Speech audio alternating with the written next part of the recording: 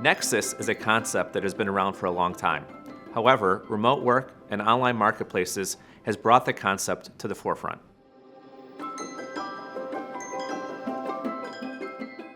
Nexus is the minimal connection between a business and a state that allows the state to impose its taxes on a business. If a business establishes Nexus in a particular state, that state can impose its taxes upon the business.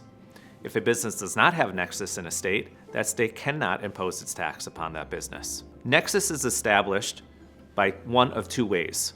First, physical presence. Think about property, think about payroll within that state, having employees, having an in-state office, having inventory in that particular state. That gives you that minimal connection with the state to allow the state to impose tax. The second way that Nexus can be established is through economic means. This is evolving. This is a new way of establishing Nexus that states have really jumped on the bandwagon.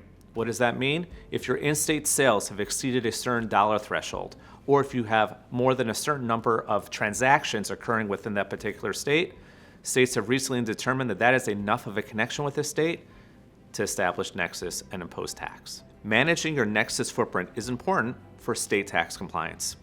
First, understand where your employees and your inventory is located.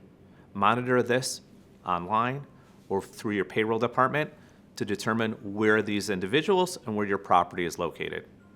Second, monitor your sales. Where are you selling to? Where are your customers located?